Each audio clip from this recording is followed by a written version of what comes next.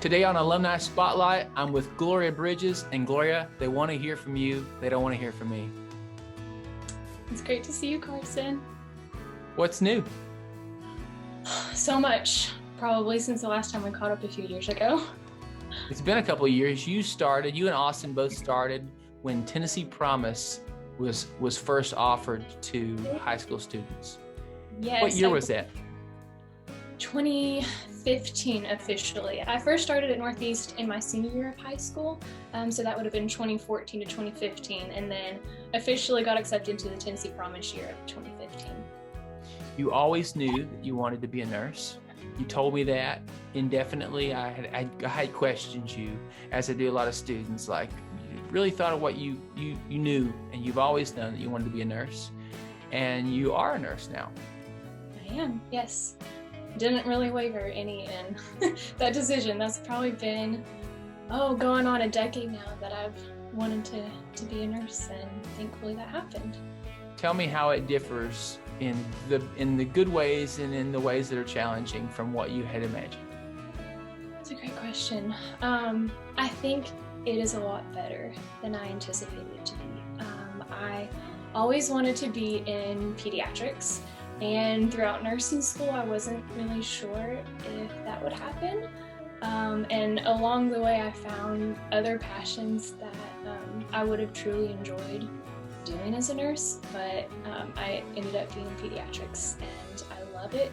It is so joyful. I work in a pediatric office, so it's a little bit different than working in the hospital and what I experienced going through clinicals in nursing school and working in the hospital. So it varies a little bit, but I think overall it ended up being much better than I anticipated.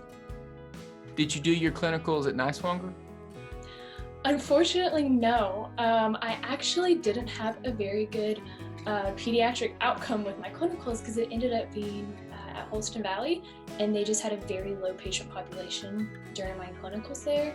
So I guess my hands-on experience during nursing school for pediatrics was very limited. Well, you had known and that you had an affinity for interactions with young minds, and that's something that I always enjoyed. I wanted initially to work with youth as a counselor. I also did some I did some volunteer work with Niswonger. That's why I asked. I'm very familiar with that children's hospital, and they do great things. But I'm glad to know that it was pediatrics that you ended up in. Give us a little bit of the things that you didn't anticipate, because I think it's easy to talk about the good, but what are some of the challenges that you face day in and day out? Becoming a nurse right before a pandemic hit was definitely something I did not anticipate at all, and that has been challenging in a lot of ways with the pediatric population, because young children don't have a strong grasp on why are we wearing masks, and why is this scary lady coming at me with shots have masks and goggles, and they don't really see the true me underneath all of that. So I think that has been a little bit of a challenging aspect with COVID and working with children, is learning how to calm their fears and interact with them with some new barriers in place that I don't anticipate to have to work with. That is really interesting to me, having been to the pediatrician a couple of visits lately, and trying to calm the fears of a young one and deal with getting shots. How do you do it? I think you have to take it kid by kid. So you find that some things work with some children and it doesn't work with others. Care Bear and My Little Pony and Avenger Band-Aids always help. Paw Patrol stickers, they're in right now. So cute Band-Aids, Paw Patrol stickers, suckers, usually wins them over. Leave it to pop culture and digital storytelling to save us from the realities of getting booster shots, right? They still call it booster shots. Did I just use a word that's not even relevant anymore? They are still called booster shots. All right. Kindergarten booster shots, yeah. Okay, I feel good then. Well, tell me aside from your time in the pediatrics unit that you work, what other exciting things do I have or that we can share with your Northeast State family and some of your peers that are going on in your life? Well, if you had asked me a year ago before the pandemic hit, my answer might be a little different. But I love spending time outdoors, so discovering a lot of new hiking spots in our area. We've got so many beautiful places to enjoy. I picked up hammocking. I enjoy fishing. I'm about to get my fishing license pretty soon for the year. So hopefully gonna find some new fishing spots. Still playing the piano in my spare time when I can.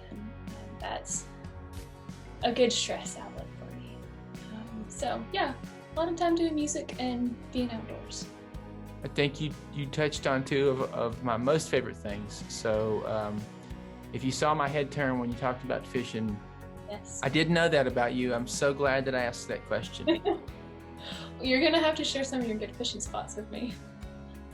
Well, Gloria, we're friends, but I don't know if we're that good of friends yet. I'm kidding. I'll be happy to share some of my good fishing spots with you. But you know, so a good fisherman will share a few of their spots, but they may never share all of them. Totally understand that. How's Austin? He's doing well. He is. So for those of you who don't know, Austin is my older brother, and we both went to Northeast State together.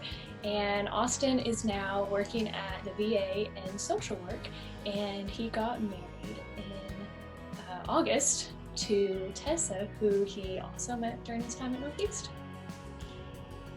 One by one, Northeast State is telling love stories and personal success stories, and we're changing the scope of our community through social work and through healthcare. And I'm really proud of that. I'm proud of the both of you. And it's really good to see you. You know that for our faculty and staff, there is excitement when we get to have the opportunity to see the students that have walked these hallways and have sat in these classrooms and persevered.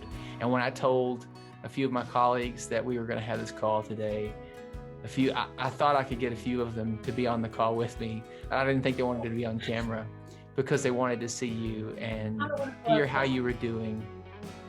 So I'll give you this opportunity then to close with any shout outs that you might like to have and any words of wisdom you have for all of us. Okay. So many shout outs I could give. I will shout out to Rama, Josh, and Aaron, all who work in the scholarship office. I was able to spend a lot of sweet time working with you all, and I miss you guys so much. Thank you for all the ways that you poured into my life and that you continue to pour into the students at Northeast to truly make a difference. Oh goodness, I had so many wonderful professors at Northeast who truly invested in my life and took the time to care about me outside of the classroom and pour into my life. And thank you all. I will give a special shout out to Dr. Lockhart. I took Anatomy and Physiology 1 and 2 with him, and I don't think I've ever seen a professor so passionate about what he's teaching, and he just made it come alive for me. Like, the human body is a truly fascinating creation, and because of the passion that he shared with us, I was able to learn so much better. So even though that was probably one of my hardest classes at Northeast, it was by far my favorite. I will pass that along. Hopefully they'll see this video and hang in there. If we can ever do anything for you at Northeast State and you just need a reprieve from healthcare and come to see a bunch of folks, come visit us on campus. This is the alumni office. You can see in the background that there's always renovations and new and exciting things going on campus. And I bet you that campus looks a little different than the last time that you saw it. So I hope you'll come and visit us. I need to come check it out and say hi soon. Gloria, I give my best to Austin, and I hope to see you soon. Thank you, Carson. It's good to see you. Bye. Bye.